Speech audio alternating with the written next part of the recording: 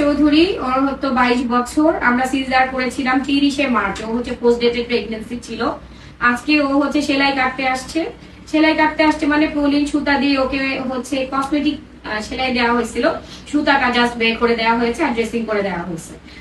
আজকে ও post natal check আপে আসছে। আজকে হচ্ছে পূর্ণ প্রেশার 110/70 ভালো আছে। আর আজকে ও কিভাবে চলবে সেই সম্বন্ধে একটু বলবো। তোমার কি জানা আছে বলো। আজকে সেলাই কাটছো, কালকে গোসল করতে পারবা কিনা, বা কি কি খাওয়া দাওয়া করবা। আচ্ছা, এখন আমি বলতে চাচ্ছি যে এই যে আজকে সেলাই কাটছো, কালকে তুমি অবশ্যই গোসল করতে পারবা, সেলাই অনেক ভালো আছে। কিন্তু মনে রাখতে হবে সেলাইয়ে যাতে তোমার বুকের দুধ এবং বাচ্চার ইউরিনটা না পড়ে। অ্যাটলিস্ট 2 সপ্তাহ এটা মেনটেন করতে হবে, কারণ ওইটা হইলে দেখা যাচ্ছে যে সেলাই ইনফেকশন হওয়ার একটা ভয় থাকবে।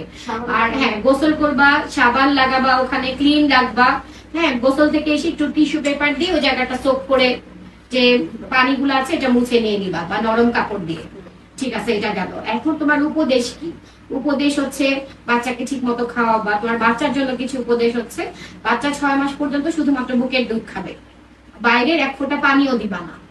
আর হচ্ছে যে বাচ্চার টিকার ব্যাপারে জিজ্ঞেস করতে পারো, যে আমরা জন্মের সময় কোনো টিকা দেইনি, ওকে 1.5 মাস বয়স থেকে এই যে ইপিআই শিডিউল যে টিকাগুলো দেওয়া হয়, হামের টিকা, বিসিজি সব পাবে 1.5 মাস বয়স থেকে। ঠিক আছে।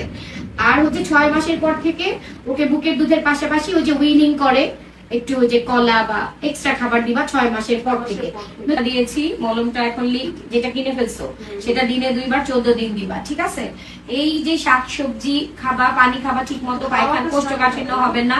হ্যাঁ, আর হচ্ছে সেলাইটা যাতে শোকায়। বাইরে থেকে তুমি স্কিনটা দেখছো, কিন্তু ভিতরে জরায়ু আছে, মাংস আছে, কিছু পর্দা আছে, রেকটাস আছে, সবকিছু যাতে ঠিক মতো হিলিং হয়, ভালোভাবে যাতে তাড়াতাড়ি শুকায়, এই জন্য তোমাকে ভিটামিন সি যুক্ত খাবার খেতে হবে।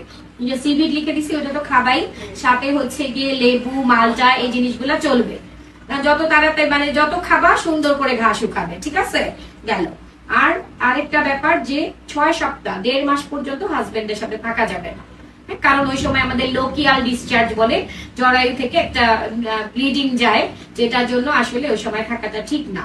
তারপর 1.5 মাস পর যখন মাসিক বন্ধ হয়ে যাবে, তুমি অবশ্যই থাকতে পারবা, এবং মাসিক বন্ধ না হইলেও ওই সময় তো কমেই যাবে, তারপর থাকবা। কিন্তু 3 মাস থেকে তোমাকে অবশ্যই জন্ম নিয়ন্ত্রণ ব্যবহার করতে হবে।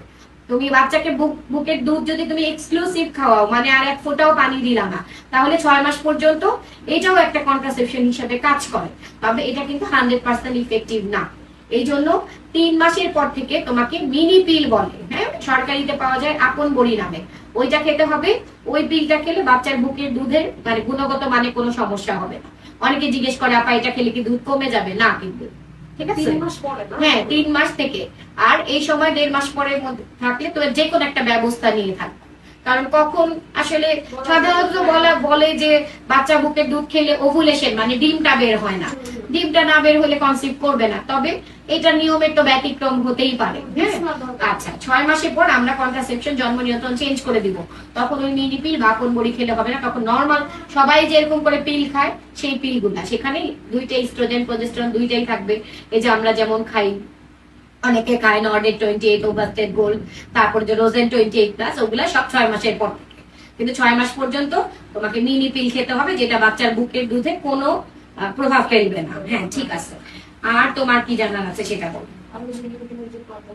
আচ্ছা, ইউরিনে এই যে আমরা যে সিজারের সময় যে ক্যাথেটার করি, এটার জন্য অনেক সময় ইনফেকশন হতে পারে। ওই যে ক্যাথেটারটা ঢুকানো হয়, ওই সময়ের জন্য জ্বালা পোড়া হতে পারে। এটা আমি তোমাকে একটা ওষুধ দিচ্ছি, হ্যাঁ, এই অ্যান্টিবায়োটিকটা খাবা, আর হচ্ছে পানি খেতে হবে 2.5-3 লিটার। অটোমেটিক আস্তে আস্তে এটা ঠিক হয়ে যাবে। প্রচুর জ্বালা পোড়া করে আর ব্যথা করে, এটাই তো বললাম, এই জন্যই তো এইটা কাজ করবে। তুমি অ্যান্টিবায়োটিক খাবে, আর ব্যথা হলে, এখন তো আর প্রেগন্যান্সি নাই, এখন যে কোনো পেইন কিলার খেতে পারো। হ্যাঁ, এটা হচ্ছে কি বেল্ট ব্যবহার করার ক্ষেত্রে যখন তুমি একটু হাত দে, তখন বেল্ট ব্যবহার করবা। যখন জার্নি করবা, যাতে ছাকি না লাগে পেটে, একটা সাপোর্ট হিসেবে কাজ করবে। কিন্তু অন্য সময় কিন্তু তোমার বেল্ট ব্যবহার করতে হবে না, এমনি থাকবে, একটু খোলা রাখবা। মানে বাতাস টাতাস আসলে এটা হিলিংটা ভালো হবে, শুকাবে ভালো। ঠিক আছে, ইনশাআল্লাহ তোমার সেলাই খুবই সুন্দর আছে, মাশাআল্লাহ। তোমাকে কসমেটিক সেলাই দেওয়া হয়েছে, এই যে দামি সুতাটা দিয়েছি, সহজে দেই না, আমি তোমাকে দিছি, ওই প্রলিন সুতাটা বের করে দেওয়া হয়েছে। এখন কিন্তু তোমার স্কিনে আর কোনো সুতা টুতা নাই, ঠিক আছে? তো ভালো থাকো, ইনশাল্লাহ আবার দেখা হবে। সব ভালো থাকলে 1 মাস পর একটু দেখা যাবে।